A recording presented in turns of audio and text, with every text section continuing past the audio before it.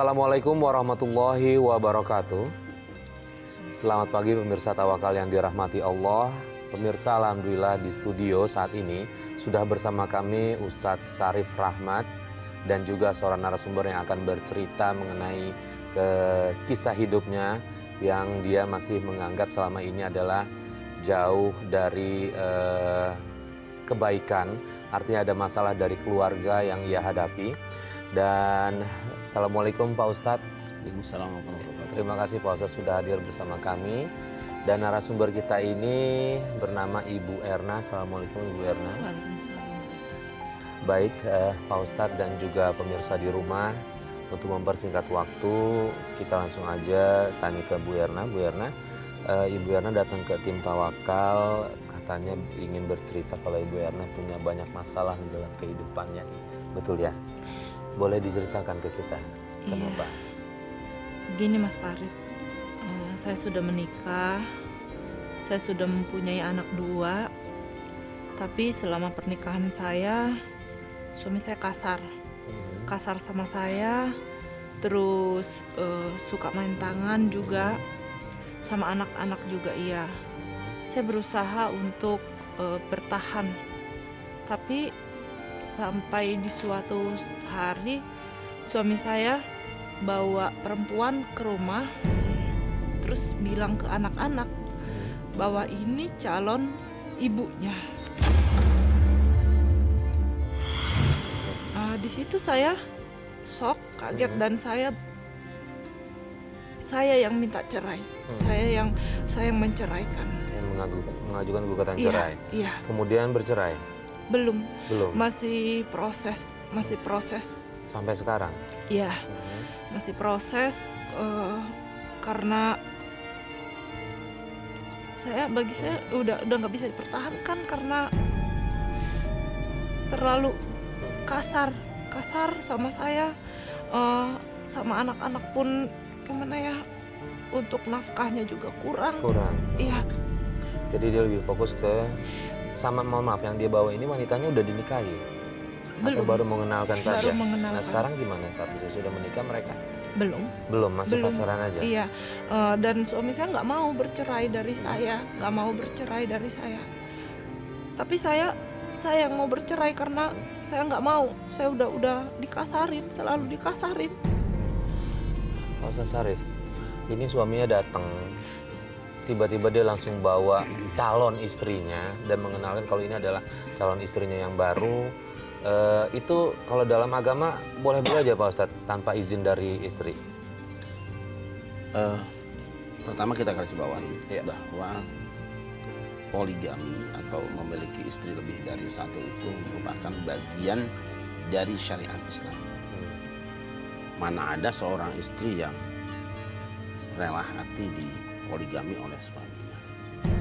Tetapi ini kan bagian dari syariat. Kalau syariat mengizinkan, ya mengizinkan. Hanya memang sekurangnya ada dua pertimbangan di sini. Pertama, bahwa seorang suami memang harus memberitahu pada istrinya bahwa dia akan memiliki istri kedua. Mengapa?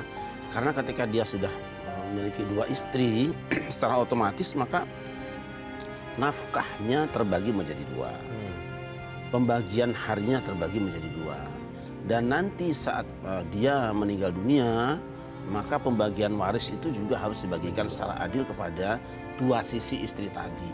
Di samping tentu saja keluarga mereka juga harus saling mengetahui. Yang kedua, meskipun memang tidak wajib izin, tetapi secara hukum pria wanita yang berangkat berduaan apa sih hukumnya? Gitu? Tidak etis orang laki-laki membawa perempuan lain ke rumahnya, apalagi ditunjukkan bahwa ini calon istriku, itu kan menyakiti hati. Kalaulah misalnya dia bicara, aku besok akan menikah dengan si Anu, masih masuk akal lah. Tapi kalau ini kan di bawah depan mata, pasti istri yang pertama akan mengatakan, aku sudah tidak berguna lagi di hadapan dia, atau aku sudah tidak cantik lagi, aku sudah jelek. Itu jelas penistaan lah bagi saya. Itu sebenarnya. Tapi secara hukum dia tidak wajib mendapatkan izin dari istrinya, tetap karena memang tidak wajib izin. Sekarang kan saya lagi proses nih. Tapi suami masih mau minta berhubungan. Kalau saya nggak mau gitu, dipaksa ke kamar sampai dia dapat, sampai dia Untuk puas. melayani dia Iya, gitu. iya. Padahal kan ini udah proses. Talak itu memang punya suami. Ya.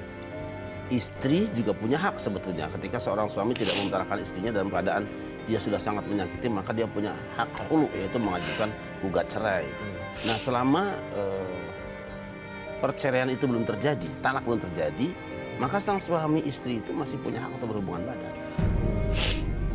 Di Indonesia itu jatuhnya talak di pengadilan agama, gitu loh.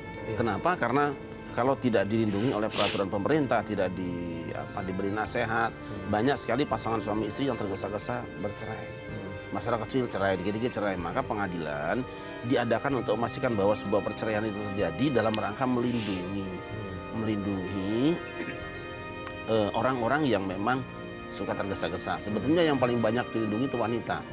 Wanita itu misalnya kan disakiti suaminya, kemudian dengan disidangkan di pengadilan, lalu sang suami ada kesanggupan untuk memperbaiki diri. Nah, itu kan menguntungkan. Baik, tapi kalau secara logika mungkin istri merasa ini nggak adil buat dia gitu. Iya. Tapi gimana caranya mungkin Pak Ustadz bisa kasih tahu ke Bu Erna biar dia bisa lebih lega lagi, lebih enak lagi ngejalaninnya. Karena kan semua harus berdasarkan apa yang ada di syariat gitu Pak. Iya, tapi kita harus melihat bahwa keretakan di rumah itu tidak selalu harus kita melihat satu titik, satu sisi, istri saja atau suami saja. Ingat, rumah tangga itu melibatkan keluarga besar, dan kesalahan di rumah itu bisa saja terjadi pemantiknya, baik oleh istri maupun suami. Yang harus dilakukan sekarang oleh Bu Erna adalah coba menganalisa sepanjang perjalanan rumah tangga itu mungkin ada pemantik yang kita melakukannya. Jika itu pemantiknya, maka kita harus menyelesaikan sendiri. Artinya apa? Misalnya kita membawa baju, kemudian kena duri-duri, lalu sobek. Suami istri kan seperti baju. Iya. Yang membawanya ke hutan itu yang harus menjahitnya. Tapi kalau sudah dijahit berulang-ulang kemudian tidak bisa lagi dipakai, tentu berbeda sikap kita. Ini memang pakaian sudah rapuh. Pertanyaan kita itu tadi. Mungkin ada pemantik yang kita tidak sadari atau menyadari, kemudian berulang-ulang ada titik jenuh pada seorang suami, kemudian dia membayangkan ada keindahan alternatif di luar rumahnya itu. Yang sebetulnya gitu mungkin cuma bayangan hawa nafsu saja atau bisikan lah yang belum tentu bisa benar gitu kan. Awal kenal sama suami ini gimana ceritanya? Saya sih tidak terlalu kenal juga ya. Ya mungkin ini masa lalu saya yang boleh dibilang yang kelam lah, yang gimana. Dulu saya masih gadis itu suka ke diskotik. Saya dikenalin sama temen di diskotik. Hingga suatu saat kami nongkrong, sering nongkrong. Terus saya mabuk waktu itu. Disitulah suami saya mungkin ngambil kesempatan ya. Dan setelah 1 bulan saya hamil. Rif! Mau apa lo kesini? Gue hamil, Rif! Hamil? Hamil sama siapa? Ini anak lo, Rif! Alah, nggak mungkin. Lu pasti bohong kan? Gue nggak bohong, Rif. Ini beneran anak lo, Rif. Mana buktinya? Ini buktinya. Lo harus percaya. Sini. Alah, ini mah bisa-bisanya lu doang kan?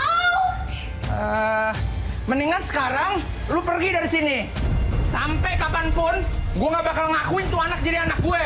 Ingat lo. Rif! Tolong, Rif. Lepasin. Kalau lo nggak mau ngakuin anak ini, Rif, Lepasin. lo bakal laporin ke polisi. Tolong, Rif. Lepasin. Kalau lo nggak ngakuin ini anak Lepasin. lo bakal lapor ke polisi. Polisi? Gak usah bawa-bawa polisi. Gue bener kalau lo nggak mau ngakuin anak ini, gue bakal laporin lo ke polisi. Oke, lo tenang. Nggak usah bawa-bawa polisi. Gue janji gue bakal nikahin lo. Lo janji, Rif. Iya, gue janji. Tapi lo nggak usah bawa-bawa polisi ya. Makasih ya. Ini adakah kaitannya dengan apa yang Ibu Yana alami sekarang dengan kehidupannya dia yang kemarin-kemarin itu Pak Ustadz? Siapa menabur angin akan menuai badai. Siapa tanam kembang akan dapat bunga dan aroma. Suami atau istri seperti apa tergantung di mana kita belanjanya. Kita menemukannya di tempat ibadah, maka insya Allah perjalanan itu akan seperti itu. Tapi kalau kita menemukannya di tempat maksiat, jangan salahkan dong suami kalau sekarang juga mengajak ke tempat maksiat. Kalau kita bertemu dengan laki-laki di tempat di mana perempuan bebas banyak bisa gonta-ganti, jangan salahkan kalau sekarang dia cari-cari perempuan yang lain untuk menyakiti kita. Tetapi juga kita tidak harus terus-terusan tenggelam dalam kesedihan, karena drama hidup harus diakhiri dong, dan kita ingin ada ending yang happy lah gitu. Tapi itu tadi catatannya, tanamanmu sekarang sudah dipetik, mohonlah kepada Allah untuk tidak kebanyakan buah pahitnya yang panen itu. Jangan kebanyakan durinya lah gitu. Tapi kalaupun ada, biarkan saja itu cara Allah menyelesaikan hutang dosamu kepada Sang Pencipta. Mungkin dengan cara itu kita sedang membersihkan dosa-dosa. Baik, terima kasih Pak Ustadz. Bu Erna, suami juga melakukan kekerasan ya? Nah, selama dia melakukan itu, Ibu Erna ada nggak sih pernah ngomong sama saudara atau bahkan orang tua gitu, apa yang dilakukan suami ke Bu Erna? Enggak, saya udah putuskan hubungan sama keluarga. Kenapa boleh tahu? Karena saya ngerasa aja dari kecil saya selalu dibeda-bedakan. Yang ini deh. Oh, yang mana? Ajeng, Ibu. lihat ibu bawa baju buat kamu.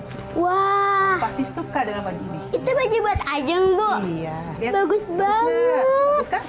Wah, ini kan warna kesukaan Ajeng, Bu. Pasti kamu suka kan? Bagus loh, Bu, bajunya. Terima kasih ya, Bu. Ya, sama-sama. Baju buat Erna mana, Bu? Baju buat Erna. Baju kamu kan masih bagus-bagus. Mau aja sirik aja kamu sama saudara kamu ya. Bagus ya? Bagus, Bu. Ibu ambil masakan dulu buat kamu ya. Oke. Bentar ya.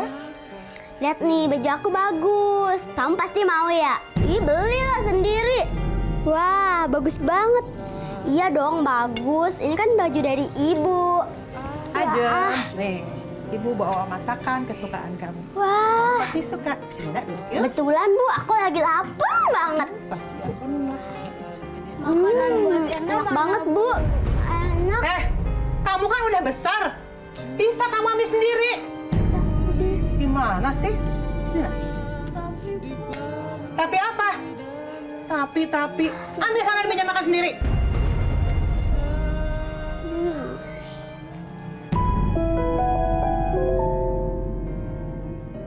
Ajeng, ibu beli HP nih. Bagus nggak? Wah, HP. Bagus kan? Bagus banget, Bu. Ini yang aku pengen, Bu. Coba Makasih lihat banget dulu ya. deh. Pasti kamu senang. Wah, ini bagus banget. Makasih ya, Bu ya. Ibu! Ibu beliin handphone baru buat Ajeng. Giliran Erna aja nggak pernah dibeliin. Kakak kok ngomongnya gitu sih ke Ibu? Halah, diem lo! Ini semua gara-gara lo, tau nggak? Kamu benar-benar keterlaluan ya, Erna. Kamu benar-benar keterlaluan jadi anak, Erna. Belain aja terus, Ajeng. Ibu jahat. Jahat kenapa, Erna? Ya Allah. Makasih ya, Bu ya. Erna, kamu mau kemana? Erna mau pergi, Bu. Erna capek diperlakukan gak adil kayak gini. Erna mau pergi. Kemana kamu, nak? Ibu tuh sayang sama kamu, Erna. Ya Allah. Bohong, Ibu bohong. Astagfirullahaladzim, lah. Daripada Erna ngebatin di rumah kayak gini, mending Erna pergi. Mulai detik ini, Erna nggak punya keluarga. Kakak jangan gitu. Diam lo. Erna, kamu jangan pergi, nak. Erna! Nanti juga pulang lagi kok, Ibu. Pak Ustadz, ini posisi Bu Erna. Dia yang memutuskan silaturahim dengan keluarganya, Pak Ustadz. Adikmu diberi barang-barang yang mahal. Sementara dia merasa, Tapi sebetulnya dia sedang diberi sesuatu yang jauh lebih mahal. Kesabaran. ya, Kalau saja difahami bahwa sikap dan perilaku orang tua yang kelihatan pilih kasih pandang sayang dengan adikmu, lalu tangkap sebenarnya itu ada pelajaran. Kok boleh pilih? Pilih barang belanjaan atau pengetahuan. Orang yang akan dapatkan kebesaran pasti pilih ilmu, yaitu ilmu kesabaran tadi. Ingat, Sulaiman pernah suruh milih 3. Harta, kekayaan, kemudian kerajaan atau pengetahuan. Sulaiman pilih yang ketiga. Anda tidak pilih tadi. Kita salah pilih. Tapi memang kita tidak menganggap itu mudah karena kan dirasakan tiap hari. Tapi bisa jadi sebenarnya Allah sedang membekali kita dengan sesuatu yang jauh lebih mahal daripada barang-barang yang diberi orang tua pada adiknya itu. Jauh sekali. Dan umumnya orang tua begini, kalau ada kakak adik, kan kakaknya itu sudah pernah dibahagiakan sekian lama. Begitu muncul adiknya, jealous kan? Sebetulnya tidak harus jealous, karena memang dia akan baru mulai. Tapi nikmat yang orang tua berikan pada kamu sejak lama dulu itu kan sudah banyak. Bagaimana dia begitu sayangnya ketika lahir pertama anaknya yang gede, senang sekali, dibanggakan, apapun diberikan. Ya wajar sekarang perhatian itu pindah kepada adiknya, wajar saja. Bong ini merasa sudah cukup diantarakan. Tapi yang penting tadi itu sebenarnya, di balik rasa ketidakadilan orang tua, jangan menyebabkan engkau kemudian melakukan perbuatan salah pada orang tua. Ingat saudara Yusuf. Saudara Yusuf itu merasa bahwa, apa katanya? La Yusuf wa akhuhu ahabbu ila abina minna wa nahnu usbah inna abana la fi dhalalin mubin. Yusuf dan saudaranya itu lebih disayang sama ayah. Kacau nih ayah nih. Sifat itu, penilaian itu yang kemudian membuat mereka benci dengan saudara sehingga Yusuf dibuang ke sumur. Tapi ketika dibuang, dia naik terus karirnya. Dan menariknya apa? Yusuf yang diperlakukan kasar saudaranya berbeda dengan perlakuan saudaranya menilai pada orang tuanya. Yusuf tidak berubah, bagaimanapun dia kakakku. Sehingga ketika Yusuf sudah naik pangkat menjadi seorang raja, saudara-saudaranya datang, tidak ada kebencian. Mengapa? Sakitku dibuang ke dalam sumur itu sebenarnya adalah proses Allah menaikkan derajatku. Kalau kau fahami itu waktu itu sudah jadi ratu lah sekarang. Ini Bu Erna ada yang masih mau diutarakan lagi Ya kan? jujur sih saya ngerasa apa ini karma gitu. Nah, ini untuk seorang anak Pak Ustadz. Berhak nggak sih dia memperlakukan orang tua seperti itu karena dia merasa nggak disayang sama orang tuanya? Sekali lagi, perasaan tidak disayang orang tua itu pertama-tama harus dibuang. Tapi itu baru kita sadari kalau kita sudah jadi orang tua. Sekarang Erna kan sudah punya anak, 1 atau 2? 2. Coba tanya hatimu. 2 anak itu rasanya sama apa tidak di hatimu? Tidak. Tidak akan 100% sama. Ini itu sudah. Itu manusiawi Pak Ustadz. Oh, kalau begitu berarti dulu ibuku, ayahku itu rasanya dengan aku dan adikku seperti itu. Tetapi ketahuilah, keinginan orang tua pada 2 anaknya sama. Itu rasa yang tidak bisa dipaksakan, walaupun memang tidak seharusnya ditampilkan. Kalau ada rasa lebih senang ini, kok ini terasa lebih cantik misalnya, kondangan dia terus, janganlah. Ini yang kurang cantik suruh belanja terus, janganlah. Itu jangan ditampakkan. Nah, pengalaman itu seharusnya menjadi guru kita hari ini. Bagaimana ketika melihat 2 anak yang berbeda itu, rasa jangan ditampilkan. Nanti anakku akan bersikap seperti aku kepada orang tuaku. Tapi ingat, seperti apapun kecewa kita pada orang tua, tidak boleh kita marah dengan mereka. Kalau saja jasa orang tua hanya melahirkan kita, dia tidak akan terbalas dengan apapun sampai mati kita. Bahkan seorang ayah kalau mencuri harta anaknya itu tidak dihukum. Mengapa? Anta malu kali abik. Engkau dan hartamu milik ayahmu. Karena kau ada karena ayahmu. Tetapi lagi-lagi ini pelajaran buat orang tua. Jangan pernah menampilkan sikap yang berbeda walaupun rasanya tidak sama untuk anak-anak kita. Ya buahnya seperti inilah. Dan itu banyak terjadi. Yang kemarin sudah kita mulai hari ini. Mulai hari ini datang temui orang tua, minta maaf karena doa mereka sudah terucap sebelum kamu lahir. Tinggal sambungkan aja doa itu. Minta ridhonya, sambungkan ya sampai. Nah, Nabi mengatakan birru aba'akum tabirrakum abna'ukum. Santunlah berbaktilah pada orang tuamu, nanti anak-anakmu berbakti ke kamu. Coba aja. Erna, sudah pernah sekali atau 2 kali mencoba hubungi orang tua? Saya udah lama banget saya nggak hubungin. Nah itu dia Pak Ustadz, terkait dengan itu kita sih alhamdulillah tim Tawakal sudah mencoba menghubungi orang tuanya Pak Ustadz. Di ujung telepon sana sebenarnya dari tadi orang tuanya udah mendengar obrolan kita.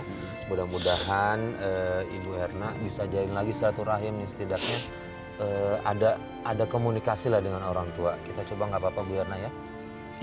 Nggak apa-apa ya? Mohon maaf nih kita ngambil langkah ini karena kita pengen Bu Erna untuk segera kembali lah ke orang tua. Iya, Ya, iya. kita coba ya. Oke. Assalamualaikum. Assalamualaikum. Mohon maaf, Ibu agak boleh kerasan sedikit bicaranya Bu. Assalamualaikum. Salam, ini siapa nih? Ya, alhamdulillah kita udah dengar. Ibu, ini saya Farid Hasan dari Antv bersama Ustadz Syarif Rahmat. Kami bersama Ibu Erna, kami sebutnya tetap Ibu Erna. Karena sebenarnya di ujung telepon Ibu sudah tahu bahwa ini adalah anak Ibu dengan nama aslinya. Dia di sini bercerita sama kita tentang masalah kehidupannya. Alhamdulillah Ustadz Syarif juga sudah memberikan nasihatnya. Dan di sini kita mencoba untuk menyatukan kembali nih keluarga Ibu, antara Ibu Erna dengan Ibu yang selama ini Ibu Erna meninggalkan Ibu ya, betul ya? Maaf, ini dari mana? Dari Antv? Iya, dari Antv. Halo? Halo? Ya. Silakan. Ini Ibu. Ajeng ya? Ini suara Ajeng? Ajeng ya? Ini siapa? Jang, Ngapain itu? ini kakak Jang. Ini adik. bukan ibunya. Bukan, ini adik saya suaranya.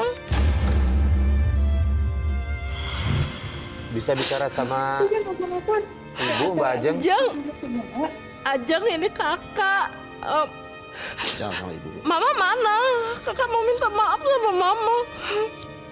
Mau ngapain lagi kan nelfon-nelfon? Kita semua itu nggak ada hubungan lagi, Kak. Udah nggak ada hubungan lagi sama kakak. Jang, kakak minta maaf. Mbak Ajeng kakaknya datang ke Tawakal mau minta maaf sama Mau minta Ibu. maaf. Mbak Ajeng kan nggak, Mbak Ajeng mungkin pernah dengar, nggak pernah ada namanya istilah Apa? bekas anak. Apa Jang? Ajeng. Ibu sama ayah itu udah meninggal setahun yang lalu. Kakak kalau minta maaf telat. Kamu bohong, Jang. Sudah lah, kakak nggak usah saya minta maaf, Kak. Kakak itu udah terlambat. Enggak, Itu kamu Jang. pasti bohong. Tolong Jang, mana mama Jang? Kamu pasti bohong, enggak. Ngapain aku bohong? Kakak nggak usah hubungi kita lagi, oke? Jangan pernah hubungi nomor ini. Jangan pernah datang ke rumah. Halo, Mbak Ajeng, kita ada. Loh, ini coba dihubungi lagi deh, karena kita dapat infonya, ibunya katanya masih ada.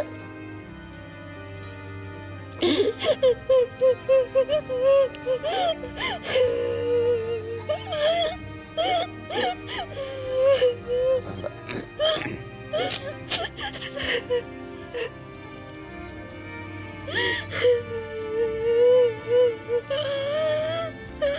Dah, biar saja. Insya Allah. Pak Ustadz, ini tadi di telepon adiknya ngomong kalau ibunya katanya udah meninggal nih Pak Ustadz. Lalu bagaimana ini Pak Ustadz hubungannya ini? Tidak ada masalah. Ya, Insya tidak ada Allah, masalah ya. tidak ada sesuatu yang tidak bisa diselesaikan. Kalau ibu masih ada, Mbak Erna bisa sowan ketemu. Kalaupun tidak ada, masih ada cara lain. Pertobatan Allah diberikan pada orang yang masih hidup. Jadi ukurannya bukan hidup atau matinya orang lain, tapi hidup matinya kita. Kalau kita masih hidup, kita masih bisa silaturahim. Jika tidak, kita bisa bersedekah, pahalanya buat ibu. Kita bisa istighfarkan ibu, kita bisa ziarah kuburnya, bacakan Quran, hadiahkan, kemudian mohon pada Allah supaya ibu memaafkan kita. Tapi juga jangan pernah berpikir bahwa orang tua tidak memaafkan. Saya yakin sebetulnya sudah memaafkan.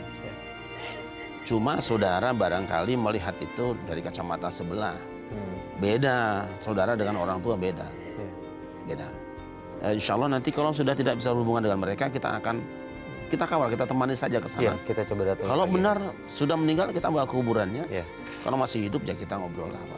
Tapi tetap baik sangka. Hubungin lagi, Mbak. Iya, lagi coba dihubungin Bu Erna. Saya takutnya adiknya justru ngomongnya lain nih Pak Ustadz. Karena kita waktu kabarin katanya ada. Gitu. Nah, entah ibu yang mana saya juga belum tahu nih. Sudah nyambung? Tersambung? Ditutup lagi? Ditutup lagi? Oke, pokoknya intinya gini, apapun yang terjadi, kita coba nanti bawa Ibu Erna ketemu sama adiknya. Oke, gini. Pak Ustadz, kadang kan memang tadi Pak Ustadz bilang dari kacamata saudara beda, dari kacamata anaknya pun kadang beda gitu kan. Ketika dia merasa orang tua sudah meninggal, artinya ya sudah, saya udah nggak bisa lagi mendoakan dia gitu, karena saya memutuskan silaturahim. Bener nggak sih itu kayak begitu Pak Ustadz? Oh Si anak bisa, ini. Allah yang ngatur itu. Kayak saya gini. Bisa. Yang dosa itu yang menghambatnya. Jangan dikira orang yang menghambat kita hubungan dengan orang tua atau memvonis bahwa kamu sudah terlambat itu lebih suci. Tidak. Itu mulut yang bikin kotor sebenarnya. Gitu? Kita tidak tahu. Ketika ini diberi umur masih hidup, berarti kesempatan taubat masih ada. Hatta yuqarrir. Sampai nyawa itu tenggorokan. Ini masih sehat, sudah bisa. Masih bisa. Wong orang tua yang punya hutang juga anak yang bayar kok. Kan bisa lunas satu tunai itu. Nah, justru sekarang yang tertinggal ini tidak sadar sedang menghadapi bahaya, memecah silaturahim. Seharusnya sebagai adik atau saudara melihat kakaknya berduka kan dialah yang menggembirakan hatinya, bukan malah memperlakukan seolah-olah sudah tidak ada harapan. Baik Pak Ustadz, ini sepertinya sudah tersambung kembali dengan Mbak Ajeng. Assalamualaikum Mbak Ajeng. Mbak Ajeng. Jang, Halo, Mbak Ajeng. Ajang, jawab jujur, Mama masih ada apa enggak, Jang? Mama tidak ada kok. Mama udah pindah tahun yang lalu.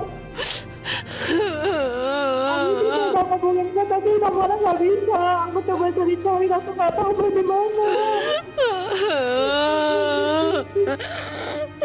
Mama bilang, Mama kemana? Dah gini, boleh nanya ya? Boleh, Mbak Ajeng, mohon maaf saya potong Mbak Ajeng. Ini ada Pak Ustadz Syarif akan mau berbicara sama Mbak Ajeng. Silakan Pak Ustadz. Assalamualaikum. Ajeng, ibu sudah tidak ada? Lalu Pak Ustaz, Ya ini mbakmu berarti ya? Iya, ini kakaknya. Ini mbakmu kan? Nah, kamu kan bersaudara, ibu tidak ada. Nah, tinggal kalian yang tersisa ini coba hidup rukun supaya ibu di kuburnya itu senang. Jangan kalian yang masih hidup justru tidak rukun.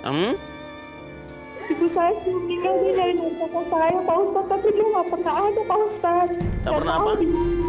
Ibu saya sampai sakit nyari dia Pak Ustaz. Ya itu mungkin kebetulan saja. Sendiri, waktu itu Mama gimana? Maafin kakak, Jang. Nggak, stop, biar saya bicara dulu ya. Ini dia Jang ya. Kasih kesempatan. Sekarang kalau kalian ingin berbakti kepada kedua orang tua, kepada orang tua yang meninggal dunia, kepada ibu terutama mama ya. Makanya mama apa ibu sih? Manggil apa? Mama. Kalian putri-putrinya itu hidup rukun. Malah nanti kalau perlu begini, kalian bareng berdoa bersama, ziarah kubur bersama. Ya, insya Allah nanti kita bisa doakan lah. Coba nama ibu siapa? Mama namanya siapa? Nanti kalian rajin-rajin baca Quran bareng ya kan? Supaya ke bawahnya kamu lebih baik. Aku cuma pengen minta kakak pulang Pak Ustaz. Dia datengin kuburan Mama, minta maaf. Iya, kakak pulang, kakak pulang. Ya nanti kakakmu pulang. Kalian bareng-bareng rukun kembalilah, tunjukkan pada orang tua kalian anak-anak yang rukun dan berbakti, sebab yang membuat orang tua senang dikubur itu nak ya. Itu aja Mbak. Senang ya. Jangan ada lagi masalah antara kalian, udah selesai. Tinggal sekarang bagaimana membahagiakan orang tua ya. Udah jangan ada hari-hari yang lalu memang itu harus dilewati. Juga jadi pelajaran supaya anak turunan kalian juga menjadi orang-orang yang soleh insya Allah. Tapi saya nggak bisa terima Pak Ustaz. Gara-gara satu Mama sakit, sampai meninggal. Saya kepikiran sama Kakak, Pak Ustadz. Iya. Ya, kekecewaan hari ini tidak akan mengembalikan yang lalu. Tinggal ke depan mumpung masih ada waktu kita perbaiki. Berat memang, tapi harus dilalui. Ya, jangan membuat hari ke depan lebih buruk lagi. Kita lebih baik. Ya. Mbak Ajeng kalau boleh diizinkan nanti insya Allah kalau boleh diizinkan ini nanti tim Tawakal akan coba mendampingi Ibu Erna, kita ketemuan di rumah Mbak Ajeng ya.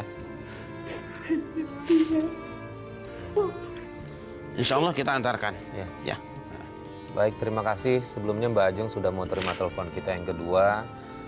Niat kita baik, mudah-mudahan hubungan persaudaraan Mbak Ajeng dengan Ibu Erna ini terjalin kembali. Ingat, orang tua itulah mudah-mudahan bisa bikin kalian bersatu kembali. Iya. Baik, Pak Ustadz. Ya. Ini kita sudah mau berakhir.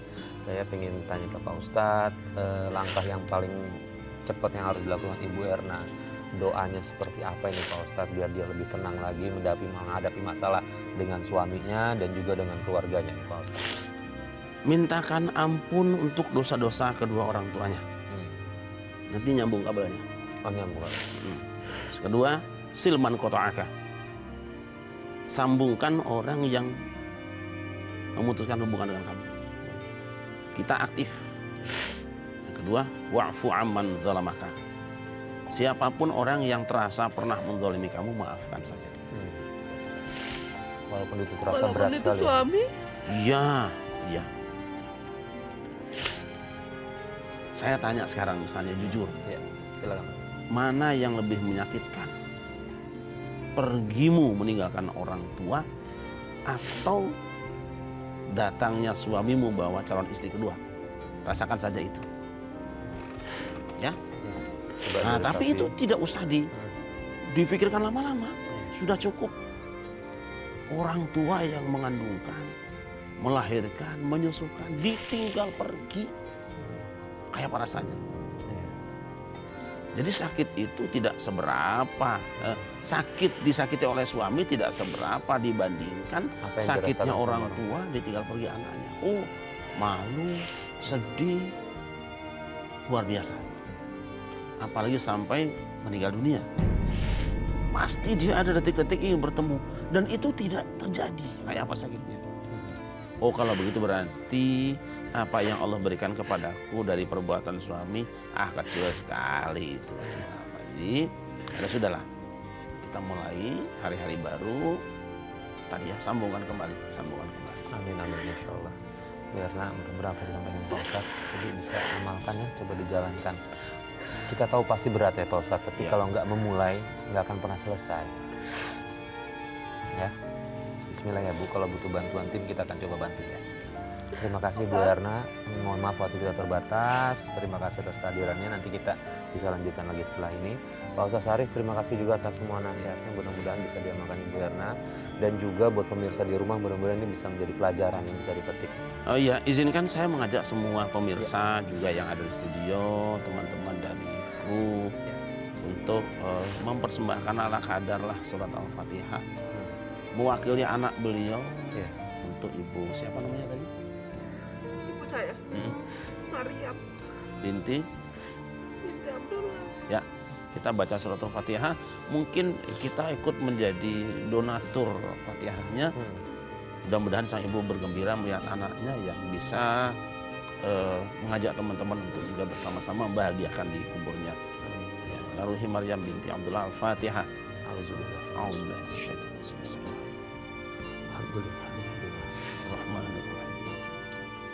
Iya,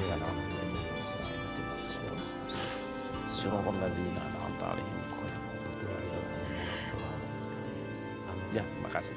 Terima kasih Pak Ustadz. Terima kasih Pak Ustadz ya. Terima kasih Bu Erna ya. Oke. Dan pemirsa, akhirnya sampai di sini Tawakal. Terima kasih atas kebersamaan Anda. Saya Farid Hasan undur diri. Wassalamualaikum warahmatullahi wabarakatuh.